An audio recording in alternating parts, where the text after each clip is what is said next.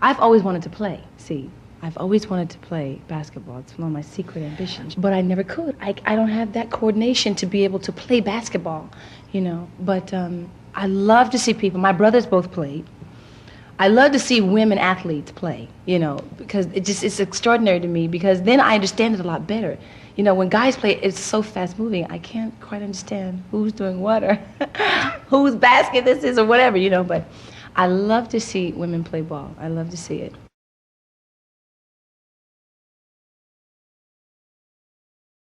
In East Orange, it's my hometown. It's sort of like a, it's something that where young people, young women, young men, young children, you know, can go and enjoy themselves during the summertime. I mean, they're swimming on the other side. There's a day camp there, you know. There's a lot of things that are happening, and this gives them some place to go and be spectators, you know, like as if they're going out to the Meadowlands or whatever, you know, just to go and have some fun.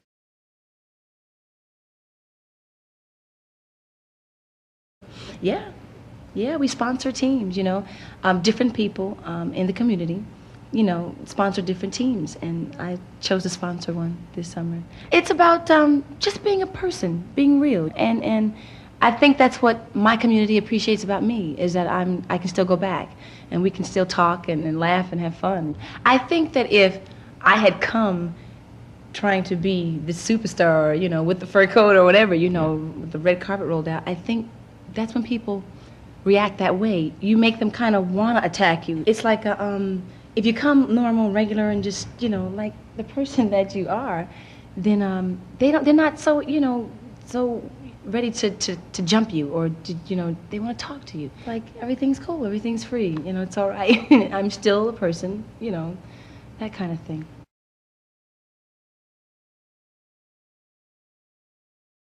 Sure, sure. Most of the Maryland, most of the, you know, you saw most of my friends. Well, not my friends, but just people that I know from the community.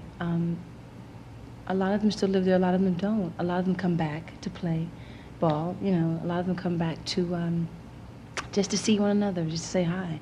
You know, it's a place of meeting, I think, you know, especially during the summertime, you know, when everybody's off. You know, it's just a place to come to and you know, say hi to everybody, that kind of thing. Wow, this house is my house and I built it. No. I did this house. I bought this house about 3 years ago. Um, I've just recently, about a year ago, really started to live in my house because I've been on the road a lot. During the time it was being done, you know, interiorly and exterior, I was on the road. So I designed mostly what I did from off the road. I had the designers fly out, you know, come and bring me materials, you know, and colors, you know. Before I left, I got the colors all together because I knew what I wanted. And from then, the young man who helped me, he would fly out with chairs. It was most incredible. There'd be chairs in my suite, you know, and I'd be picking out, I'd sit in each one and try each one and see which one I love the most, you know. But I actually did it from off the road. I really, you know, put this house together with the help of my mother. We did it from off the road, and when I came home, which was December of '87, I believe. Yeah, that's when I moved in.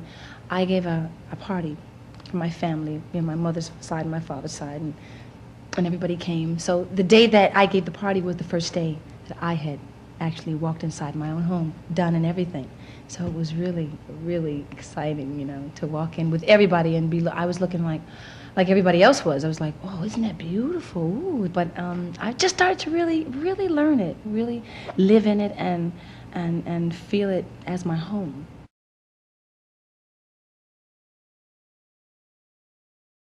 That's right. That's where she lives. She lives in the basement. Most of what I really wanted was my home. I wanted a home. Everything else that Whitney Houston is and has become, I wanted a special place for that, you know. So, and I didn't think I was trying to separate the two. I just think that I knew I didn't want them mixed in together, you know, because I think it's kind of confusing, you know, after a while. But I wanted, you know, a home. I wanted my home to feel like my home. It's someplace that I could go away from the business and away from the, the entertainment and all that craziness that goes on in my world, and just be at home, like I remember when I was growing up, a home.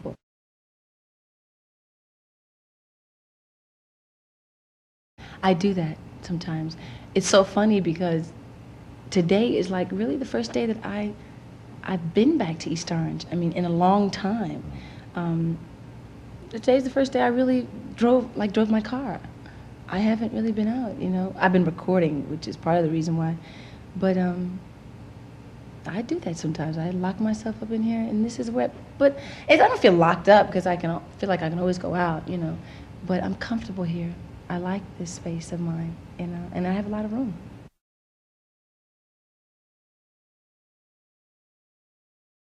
She sure did.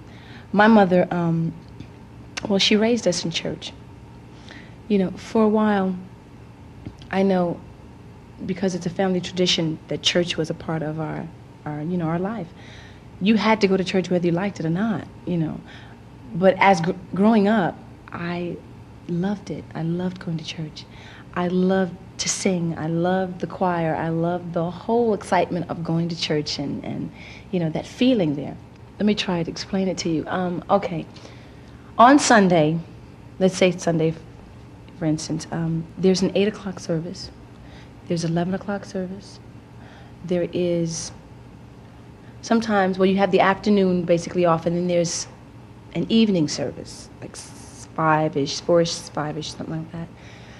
And the way that we services run, it's all about a praise, you know what I mean? It's a constant praise, and it's very loud. It's joyful. We can't contain ourselves when we're singing. It's like you just have to let this feeling go, Basically, I think that is, if there's any difference between the way people, see God or feel God or whatever, it's just the way we praise Him, the way some people are very quiet about it. Some people are very solemn, But in the Baptist church and Pentecostal churches, we can't hold it. We just have to shout. We have to praise His name, I didn't know much about Him when I was growing up, younger, in the single number stages. I didn't really know that I knew Him through my parents. I knew Him through my family, I knew Him through church. I knew that whatever this God was, He sure liked to sing. He loved people to sing. He loved to be praised, But as I got older and I started to experience life on my own, there are a lot of things that I understood better, and a lot of things that my relationship with God became closer, and I felt Him inside of me, and I got to know Him that way, through my own experiences, through my own life, I'm going to do a gospel album. I'm going to do many. It's something that I can't avoid. It's my root, It's where I come from. It's what I love the most, really, about music. It's my first introduction to music. So, yeah, I'm definitely going to do that. Got to do that. There's a form of gospel music which is called traditional, which is the basic hymns, Precious Lord, and When the Saints Go Marching In. But then there's a contemporary gospel that you hear BB and CeCe Winans sing, and the Winans and the Clark sisters and Al Green and people like that, which is more today, which is more universal, which is more appealing to young people, which is, the crowd that, the group that you want to reach.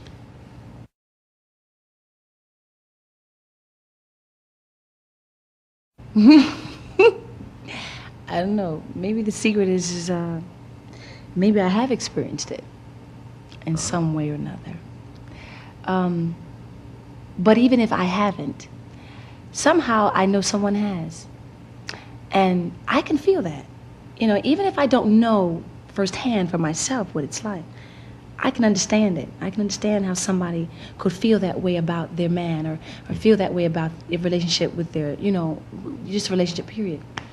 I can understand that. So maybe it's because I do understand it, even if it's not my own experience. I'm sure somebody is experiencing it. So I put that emotion. I feel people. I try to feel what people are going through. And I'm a person. So basically what I go through, We all go through.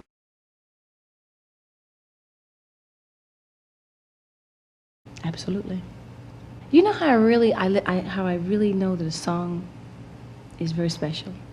When I can take it and I can relate it to my human nature, but also my spiritual nature.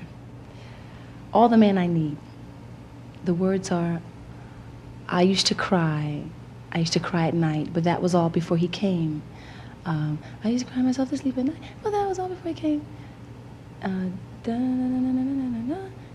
But he fills me up, he gives me love. More love than I'll ever need. He's all I've got in the world, but he's all the man I'll ever need. You know, for me, I can relate that to my God, you know. There is a love when you know the Lord, when you know God for yourself, that no man or no human spirit can really fulfill. It's a spiritual thing. It's coming from God, you know, which goes far deeper than the human love for me, you know.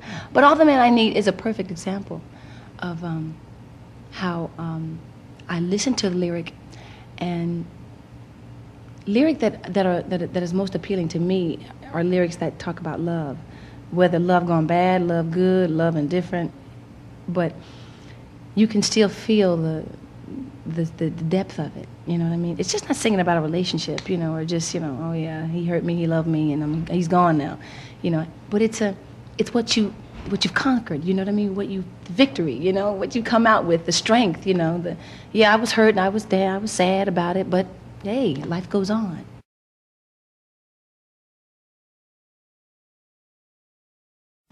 My mother raised me to be a strong person, you know, to stand on my own, you know, to be independent, to never look for anybody, to depend on anybody for anything, you know, depend on yourself, you know, and love God and trust in God. And, you know, she raised me that way. She used to always say, you know, especially when I hit about 16, she used to always say, you know, you're not going to make it to 17. I can feel it. I'm going to kill you. But, you know, you go through that with your parents. You know, I did with my mother. I didn't want to listen to her. Everything she said was like, oh, you don't know. You don't know what you're talking about. This is my life. I'm experiencing this. How do you know? I'm experiencing this situation. You're not experiencing this. Little did I know that she'd already been through that, you know. But, you know, when you're a teenager growing up, you think you know everything, you know, because it's so brand new to you. You think, oh, I got this, you know. But that's when she wanted to kill me, when I wouldn't listen to her. I wouldn't obey her.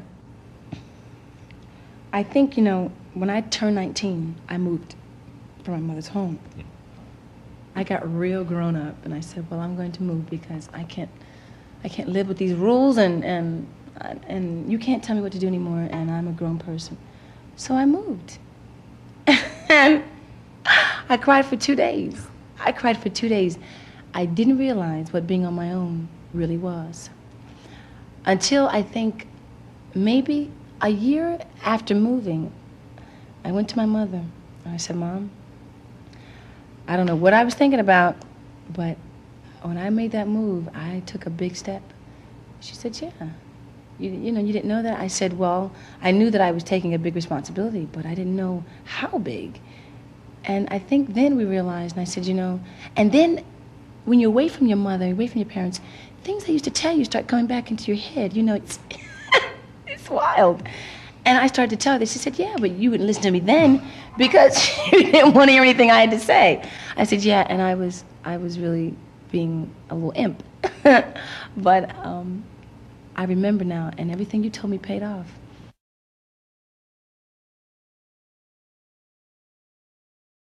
That's difficult. That's difficult. You know, your father, he wants you to call him. Your mother, she wants you to, you know, call her. And if you pay a little bit too much attention to the other, it gets a little funky, you know. But my parents, I think why it's so strong because of what my parents built our family on, you know, on love and a strong foundation. So I never got confused with my mother doesn't love me, my father doesn't love me, or who loves me or who doesn't love me, you know. I knew both my parents did, and they showed me, you know, that they loved me, you know, and that was never my worry, that my parents would break up and I'd have to, divide my love between the two. My mother said, love your father, that's your father, and I love your father, we just can't get along anymore, so we're going to split. But don't feel differently about your dad because he's gone. That's your father. You should love him just the same.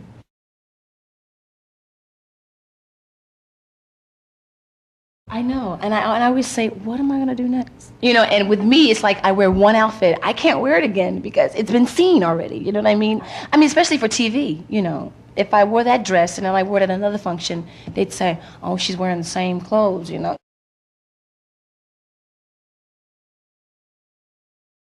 Yeah, a lot of them are. A lot of them are French designers.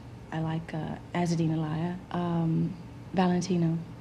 I have a woman, thank God. She's the best.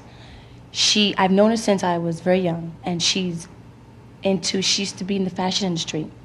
So when she got out, she still kept her contacts with people, fashion designers and everything. So she shops for me, and she brings me all the clothes, and I pick out what I want. And she's got the most exquisite taste. That's why you have to know, and my mother, she gave me this, I thank God. She's not colorblind. She's got good feel and good taste for material and color. So, what we think doesn't work. Like, there would be things that my mother would put on, and I'd say, how did you get this combination, I mean, purple and orange and, but it would look so beautiful. And I think it's because she wasn't afraid to take the chance, to try it, to see how it looked, and it worked. It worked.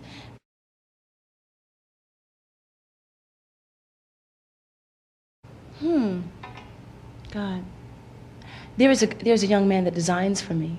His name is Mark Bauer, and he's probably my favorite right now because he knows my body very well, and he knows just how to tuck it and do it and make it fit me very well. So he's probably, I don't have a favorite dress, but he's right now my favorite designer.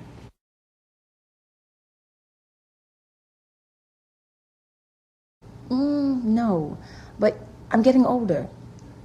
I mean, okay, let's compare when I was 19. I could eat and eat and eat, and I don't know where it went. It just fell off me like, I didn't even think about running or swimming or anything, like that. Not that I do so much now, but now that I'm older, my metabolism isn't working as fast anymore.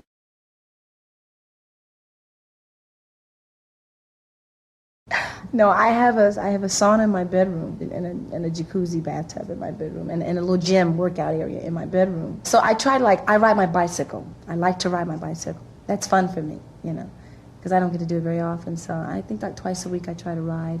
And I run, and when I'm feeling a little heavy, I start to work out just to tone up, but never to lose weight. I have no problem with my weight at all.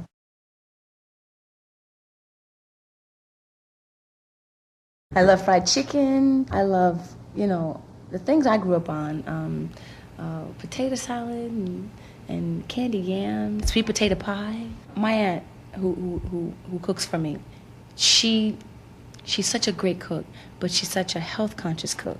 I get my vegetables, I get my fish, and I get my chicken, and I get everything that she feels that I need, for my body, and if she knows I've been working, I've been stressed out, it's extra because she knows your body needs vitamin A, or your body needs that protein, or you need zinc, Whitney. Zinc. So, basically, I don't eat a lot of junk. I don't eat a lot of junk.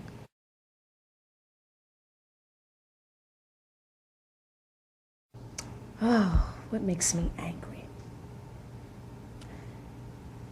Lies. Lies, meaning, the one thing that I hate about this business is that so many things are said about you that aren't true. People take things out of context and create this own story. Things that you say aren't repeated the same way. People who tell me things like, I really hate this. It's one of my pet peeves. It's like, I really, really irks me. I'll call you in an hour, and they never call. That aggravates me. But I don't know. That makes me angry. Child abuse makes me angry.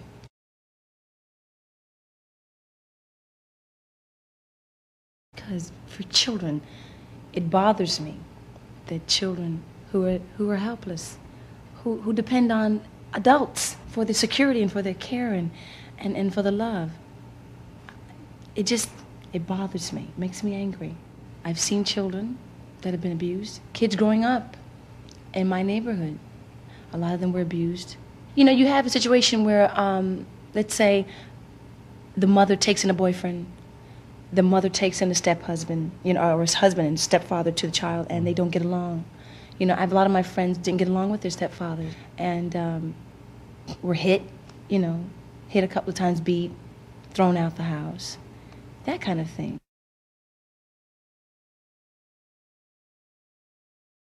Pretty tough, yeah. Yeah, we lived in Newark first, and then the riots took place, the 60s, and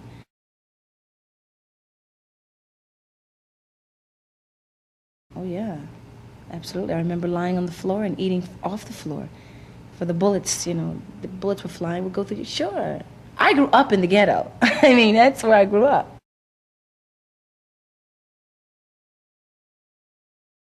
Well, after the riots, my mom and father worked so hard to try to get us out of there, and they did. And then we moved to what was called basically a middle-class section, you know, middle-class black people and a mixture of white people. You know, then as the years went on, the white people moved out and the black people started to move in, you know, and then it became, you know, a different situation. You know, you had more black people than white people. And you had people coming in from New York, coming in from Newark, which, you know, you get different mentalities, you know, different tempers, different angers, different this, you know. And it made it a little rough, you know, it started to get a little rough. And then we had gang fights, gangs coming in from across the town, coming over to our part of the town because a guy messed with his sister. His sister has 10 brothers, and, and 10 brothers come across town. That kind of fighting, that kind of violence, nothing really heavy. I mean, it wasn't as bad as it is now. Not the drug violence that it is now. It's a whole different violence now. Then it was, you called me a bastard, or you called me this name, and I'm going to get you, you know, and we'll meet at so-and-so time, you know, that kind of thing. But now it's different. It's real big time. It's very, very young people playing adult games, you know. Kids carry guns now, and, you know, just that kind of thing now. It's different.